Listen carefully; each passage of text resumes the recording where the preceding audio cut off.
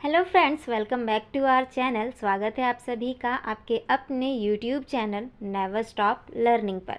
तो दोस्तों, आज की इस वीडियो में हम डिस्कस करेंगे सीडीपी के एक बहुत ही इम्पोर्टेंट टॉपिक जिसका नाम है Jean Piaget's theory of cognitive development, यानी कि जीन प्याजे द्वारा जो संज्ञानात्मक विकास का सिद्धांत दिया गया है। आज की इस वीडियो में हम उसको डिस्कस करने वाले हैं। और दोस्तों, इस वीडियो में हम बेसिकली कुछ टर्म्स जो कि प्याजे ने बताई हैं, जिसमें हम देखेंगे स्कीमा, एसिमिलेशन, अकोमोडेशन और इक्विलिब्रेशन, इनके मीनिंग को डिस्कस करेंगे विद इजी एग्जाम्पल्स। और दोस्तों, ये जो टर्म्स हैं, प्याजे का कहना है कि बच्चा जो है वो इन टर्म्स का, इन प्रोसेस का यूज़ करके ही अपने कॉग्निशन को डेवलप करता है और अपने संज्ञान का निर्माण करता है। तो चलिए, आज की इस वीडियो में हम इनके मीनिंग को ही बहुत ही अच्छे से समझने वाले हैं। तो चलिए, बिना किसी देरी के शुरू करते हैं इस वीडियो को।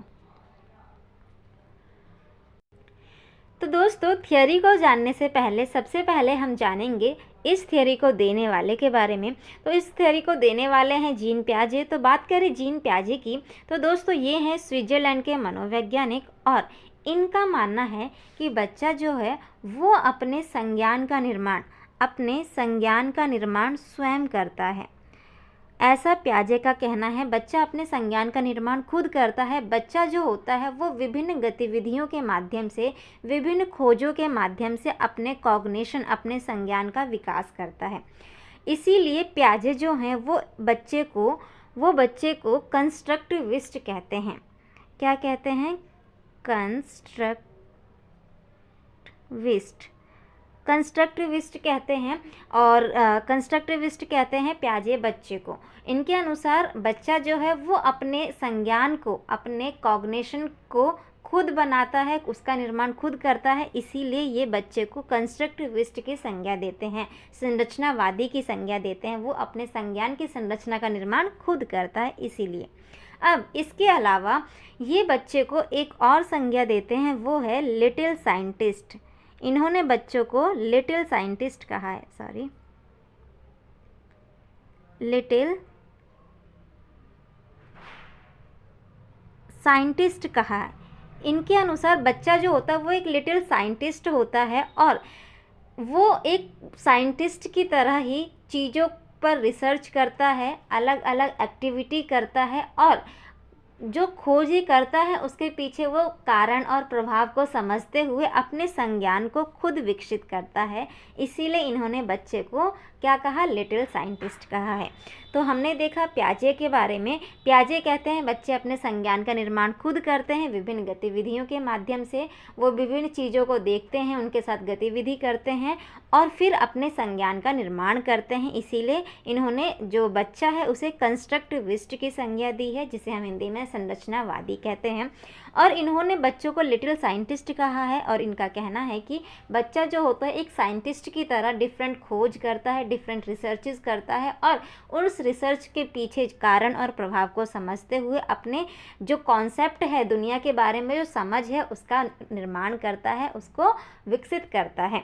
तो ये थे विचार किनके? जीन प्याजे के। अब इसके अलावा ये एक और बात कहते हैं, ये कहते हैं कि जो बच्चा होता है ना, वो एक व्यक्ति के तरह ही बुद्धिमान होता है, एक वयस्क की तरह बुद्धिमान होता है, लेकिन उसके सोचने का तरीका अलग होता है। वो अलग तरीके से सोचता है। वो एक वयस्क के जैसा नहीं सोच पाता।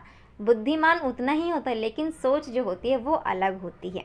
तो ये कुछ बातें हैं जो कि जीन प्याजे के बारे में आपको याद रखनी है, और इससे क्वेश्चन हमारे एग्जाम में पूछे जाते हैं। आपसे पूछा जाएगा कि बच्चों को लिटिल साइंटिस्ट की संज्ञा किसने दी है, तो आपका आंसर जाना चाहिए जीन प्याजे। आपसे पूछा जाएगा कि बच्चों को कंस्ट्रक्टिविस्ट किसने कहा है, तो आंसर जाना चाहिए जीन प्याजे। तो ये कुछ बातें थी। चलिए, अब हम उन टर्म्स को डिस्कस करेंगे जो कि जीन प्याजे ने दी हैं। तो सबसे पहले जो टर्म है, जो प्रोसेस है, जो कि किसने बताई है? प्याजे ने बताई है, वो है स्कीमा। जीन प्याजे कहते हैं कि जो बच्चा है ना, वो अपने कॉग्निशन को डेवलप करने के लिए, या कहें हिंदी में कि अपने संज्ञान के विकास के लिए सबसे पहले जो प्रक्रिया प्रोसेस यूज़ में लाते हैं वो है स्कीमा। वो सबसे पहले स्कीमा बनाते हैं। अब स्कीमा किस तरीके से बनाते हैं? तो स्कीमा वो बनाते हैं डिफरेंट एक्टिविटीज़ के थ्रू। वो डिफरेंट एक्टिविटी करते हैं, विभिन्न गतिविधियां करते हैं, और उन गतिविधियों के माध्यम से जो उन्हें अनुभव मिलता है, उन अनुभवों के आधार पर वो बनाते हैं मेंटल स्ट्रक्चर, मानसिक संरचना। जब उसकी मानसिक संरचना वो बन जाती है तो उसे हम बोलते हैं स्कीमा। अब इसको एक एग्जाम्पल के थ्रू समझते हैं। देखिए, कोई एक बच्चा है, उसने एक कैट देखी, एक बिल्ली देखी, और उस बिल्ली को देखकर उसने देखा कि बिल्ली के 4 पैर हैं, एक पूँछ है और 2 कान हैं, और इसका रंग जो है वो काला है। अब उसने देखी ये सारी चीज़ें, विशेषताएं देखी कि बिल्ली के 4 पैर हैं, पूँछ है एक, और 2 कान हैं, और उसका रंग काला है। तो उसके माइंड में एक मेंटल स्ट्रक्चर बन गया कि जो कैट है, जो बिल्ली है, वो कैसी होती है। तो ये मेंटल स्ट्रक्चर जो बना है ना उसका कैट का, इसे ही हम बोलते हैं स्कीमा। ठीक है। इसी तरीके से हम कहें कि उसी बच्चे ने एक डॉग को देखा। ठीक है। उस डॉग के उसने देखा कि उसकी जो आवाज़ है वो अलग है, और वो भौं भौं करता है, और उसके 4 पैर है, एक पूँछ है, 2 कान है, और इस तरीके से उसने उस डॉग के बारे में, उसका रंग जो है वो सफ़ेद है, इस तरीके से डॉग के बारे में एक मेंटल स्ट्रक्चर बनाया। और वो जो मेंटल स्ट्रक्चर है उसका यूज़ करके अब वो डॉग को पहचान लेता है, उसकी आवाज़ सुनकर वो पहचान लेता है कि ये डॉग की आवाज़ है। इसी तरीके से उसने एक और चीज़ ऐड कर ली, कैट की आवाज़, कैट के उसमें स्कीमा में। तो इस तरीके से जो बच्चे होते हैं वो डिफरेंट एक्टिविटीज़ करते हैं, विभिन्न चीज़ों को देखते हैं, अनुभव करते हैं, उन अनुभवों के माध्यम से वो मेंटल स्ट्रक्चर बनाते चले जाते हैं अलग अलग चीज़ों का, और उन मेंटल स्ट्रक्चर को ही हम स्कीमा कहते हैं। अब क्योंकि ये जो मेंटल स्ट्रक्चर होते हैं वो हर चीज़ का अलग अलग होता है, इसीलिए हम इन्हें ब्लॉक्स कह देते हैं, और इसीलिए हम स्कीमा को मेंटल ब्लॉक्स कहते हैं। ठीक है, इनको हम मेंटल ब्लॉक्स भी कहते हैं। तो आई होप आपको समझ आया होगा स्कीमा क्या होता है। स्कीमा कुछ नहीं होता, एक मेंटल स्ट्रक्चर होता है उन सभी चीज़ों का जो भी वो बच्चा देखता है। अब इसके बच्चे के स्थान पर हम अपना एग्जाम्पल भी ले सकते हैं। हमारे माइंड में भी बहुत सारी स्कीमा हैं, हमारे माइंड में अलग अलग चीज़ की अलग अलग इमेज बनी हुई है। वो मेंटल स्ट्रक्चर या वो मेंटल इमेज, वो जो मेंटल ब्लॉक है वो क्या है? तो वो स्कीमा है, और उनका यूज़ करके ही तो हम अपनी प्रॉब्लम्स को सॉल्व करते हैं, चीज़ों को पहचान पाते हैं। तो इन्हीं को हम क्या कहते हैं? स्कीमा कहते हैं। तो चलिए, पहला जो टर्म था, प्रोसेस था कॉग्निटिव डेवलपमेंट का, वो हमने समझा।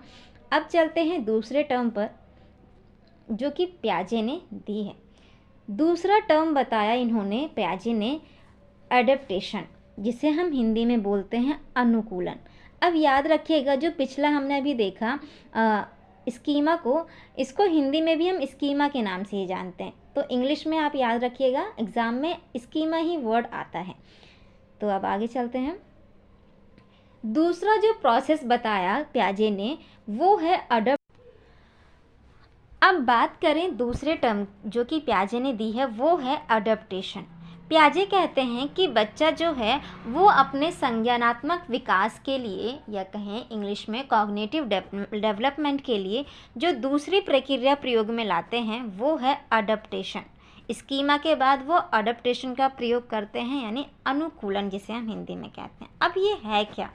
तो अनुकूलन जो है परिस्थिति के अनुसार खुद को ढालना ही अनुकूलन कहलाता है। यानी कि जो भी सिचुएशन हमारे सामने है उसके अकॉर्डिंग खुद को ढाल लेना ही क्या होता है? अनुकूलन कहलाता है। अब ये जो प्रोसेस है अडॉप्टेशन, इसका यूज़ करके हम क्या करते हैं? डिफरेंट प्रॉब्लम को सॉल्व कर पाते हैं, है ना, उनके अकॉर्डिंग ढल जाते हैं। अब पियाजे जो हैं उन्होंने कहा कि अडप्टेशन जो है ना बच्चा वो दो तरीके से करता है, दो प्रोसेस यूज़ करता है, दो अलग अलग प्रोसेस का यूज़ करता है अडप्टेशन के लिए, अनुकूलन के लिए। अब वो दो प्रोसेस कौन कौन से हैं? तो फर्स्ट है हमारा एसिमिलेशन, जिसे हिंदी में बोलते हैं आत्मसातकरण, और दूसरा जो प्रोसेस है वो है अकोमोडेशन, जिसे हिंदी में समायोजन कहते हैं। तो अब अडप्टेशन के जो दो प्रोसेस हैं उनको हम एक एक करके डिस्कस करेंगे, और ये हमारे एग्ज़ाम के पॉइंट ऑफ व्यू से इम्पोर्टेंट है क्योंकि एसिमिलेशन और अकोमोडेशन से क्वेश्चन पूछे जाते हैं। तो चलिए सबसे पहले हम देखेंगे एसिमिलेशन। What is assimilation? आत्मसातकरण क्या है? जब बालक अपने पूर्व अनुभव अथवा मौजूद स्कीमा में बिना किसी परिवर्तन या सुधार के नवीन ज्ञान को जोड़ लेता है, तब इस प्रक्रिया को आत्मसातकरण कहते हैं। यानी कि जब बच्चा अपने पूर्व अनुभव, प्रीवियस नॉलेज, एक्सपीरियंस, या जो उसका मौजूद स्कीमा है, पहले से बना हुआ जो स्कीमा है, उसमें बिना किसी परिवर्तन के, बिना किसी चेंज के या सुधार के नवीन ज्ञान, जो नई इंफॉर्मेशन है, नई नॉलेज है, उसको ऐड कर लेता है, उसको जोड़ लेता है, तब वो जो प्रोसेस होता है उसको आत्मसातकरण कहते हैं। अब इसको हम एक एग्जाम्पल के थ्रू समझते हैं। एक बच्चा है, ठीक है, एक बच्चा है और उसको ये बताया गया कि जो चार पैर वाला जानवर होता है, चार पैर वाला और एक पूँछ वाला जो जानवर होता है उसको हम कैट कहते हैं, ठीक है, उसको हम कैट कहते हैं। अब बच्चा एक बार खड़ा था और उसके सामने से एक वैसा ही जानवर जो कि उसके माइंड में स्कीमा बना हुआ है उसके भी जाता है, जिसके चार पैर हैं, एक पूँछ है और दो कान हैं। तो जो बच्चा है वो उसे पहचान लेता है, वो कहता है कि ये भी क्या है, कैट है। तो ये जो उसने किया ना, ये जो प्रोसेस उसने यूज़ किया कि अपने प्रीवियस स्कीमा का यूज़ किया, जो कि उसका प्रीवियस स्कीमा क्या बना हुआ था कि जिसके चार पैर होते हैं, एक पूँछ होती है और दो कान होते हैं, उसे हम कैट कहते हैं। उसका यूज़ करके उसने देखा कि जो सामने उसके जानवर है उसके भी चार पैर हैं और उसके भी एक पूँछ है और उसके भी दो कान हैं, तो इसलिए ये क्या है, एक कैट है। तो वो जो प्रोसेस यूज़ किया ना उसने, अपने प्रीवियस नॉलेज या प्रीवियस स्कीमा का यूज़ करके उस जो जानवर उसके सामने था उसको पहचाना, तो इस प्रोसेस को क्या कहते हैं, हम आत्मसातकरण कहते हैं।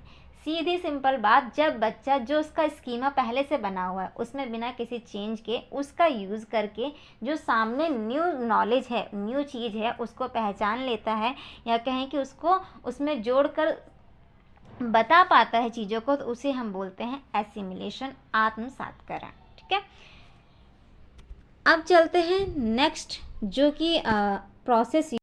दूसरी जो टर्म बताई है पियाजे ने वो है अकोमोडेशन, समायोजन। पियाजे कहते हैं समायोजन के बारे में कि जब बालक अपने पूर्व अनुभव यानी प्रीवियस एक्सपीरियंस अथवा मौजूद स्कीमा में परिवर्तन व सुधार करके नवीन स्कीमा अथवा ज्ञान का निर्माण करता है, तो इस प्रक्रिया को समायोजन कहते हैं।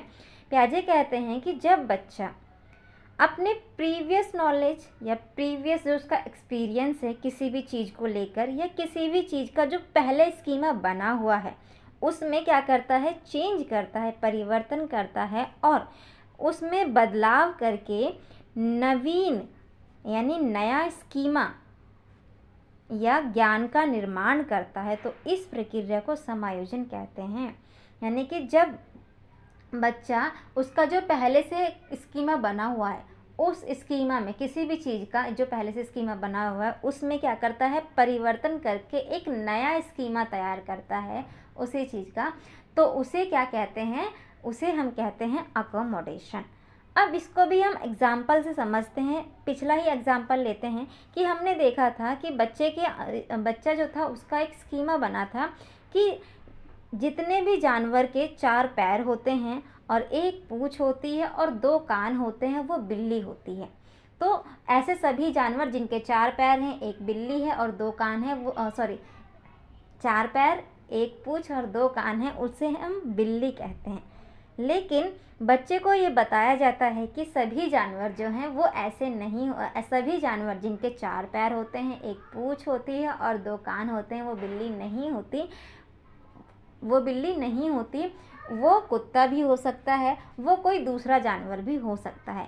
अब जब बच्चे को ये बात पता चली कि सभी जानवर जिनके 4 पैर, 1 पूँछ और 2 कान होते हैं वो बिल्ली नहीं होती, तो वो फट से अपने उसमें जो प्रीवियस का स्कीमा बना था कि 4 पैर, 1 पूँछ और 2 कान वाली बिल्ली होती है, उसको वो चेंज करता है और वो एक नया स्कीमा बनाता है कि जिनके 4 पैर होंगे और जिनकी 1 पूँछ होगी और जिनके 2 कान होंगे और जिनकी आवाज़ बिल्ली वाली होगी, उसे हम क्या कहेंगे, बिल्ली कहेंगे। तो कहीं ना कहीं उसने क्या करा, अपने उसमें चेंज किया और नया ये स्कीमा बनाया। तो इसी को हम क्या कहते हैं, अकोमोडेशन कहते हैं। तो आई होप आपको एग्जाम्पल से समझ आया होगा। तो ये है दूसरा प्रोसेस जिनका यूज़ करके बच्चा अडप्टेशन यानी अनुकूलन की प्रक्रिया जो है उसको करता है। अब हम अगली जो टर्म बताई है इन्होंने वो है इक्विलिब्रेशन। अब ये क्या होता है, तो इसे हम हिंदी में बोलते हैं संतुलन। प्याजे कहते हैं कि आत्मसातकरण व समायोजन की प्रक्रियाओं का प्रयोग करके नवीन स्थिति के अनुसार, यहाँ पे मैं कट कर लीजिएगा, प्रिंटिंग मिस्टेक हो गई है, के अनुसार स्वयं को ढाल लेना ही संतुलन कहलाता है। यानी कि जब भी कोई सिचुएशन, परिस्थिति हमारे सामने आती है तो उस परिस्थिति, उस नवीन परिस्थिति में या तो हम आत्मसातकरण करें या फिर समायोजन यानी कि अकोमोडेशन का प्रोसेस जो है उसका यूज़ करके जो नवीन सिचुएशन है ना, न्यू सिचुएशन जो हमारे सामने आई है उसके अनुसार खुद को जब हम ढाल लेते हैं और उसके बाद एक बैलेंस क्रिएट यानी इक्विलिब्रेशन होता है, यानी संतुलन बना लेते हैं, तो उसे ही हम बोलते हैं इक्विलिब्रेशन। अब इसे समझिए कि कोई भी एक बच्चा है और उसके सामने कोई भी एक ऐसी सिचुएशन आती है जिसको उसे सॉल्व करना है, ठीक है। अब वो क्या करता है, पहले एसिमिलेशन करता है, यानी कि सिचुएशन को एनालाइज करेगा और देखेगा कि उसके जो प्रीवियस स्कीमा बने हुए हैं उनसे क्या वो सिचुएशन सॉल्व हो सकती है।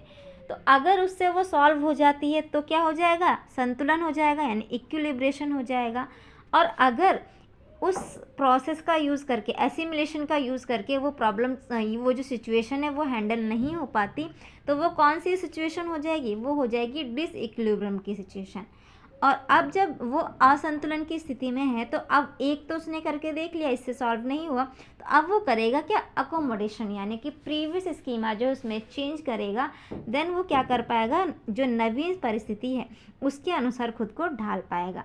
तो अब जब उसने अकोमोडेशन किया तो वो क्या कर पाया, इक्विलिब्रेशन यानी कि संतुलन की स्थिति में आ पाया। तो इसे ही हम बोलते हैं संतुलन, यानी कि ये जो होता है वो कहीं ना कहीं एसिमिलेशन और एकोमोडेशन इन दोनों के प्रयोग से ही ये जो इक्विलिब्रेशन है, ये जो प्रोसेस है ये पूरा हो पाता है। तो ये था इक्विलिब्रेशन, जो कि कहीं ना कहीं आत्मसातीकरण और समायोजन का परिणाम होता है, एसिमिलेशन और अकोमोडेशन का परिणाम होता है। तो ये टर्म्स थी जिनको हमने इस वीडियो में समझा और आई होप आपको समझ आया होगा। और ये जो चीज़ें हैं वो हमारे एग्ज़ाम में पूछी जाती हैं, तो इसको आप ध्यान से समझिएगा। तो आज की इस वीडियो में इतना ही रखते हैं। Thank you everyone. और अगर आपको वीडियो अच्छा लगा हो तो प्लीज़ इसे लाइक करें, अपने दोस्तों के साथ शेयर करें, और अभी तक अगर आपने हमारे चैनल को सब्सक्राइब नहीं किया है तो प्लीज़ इसे सब्सक्राइब करें। तो मिलते हैं आपसे कल। इस थियरी में जो प्याजे साहब हैं उन्होंने जो स्टेजेस बताई हैं उसके साथ, तब तक के लिए थैंक यू एवरीवन।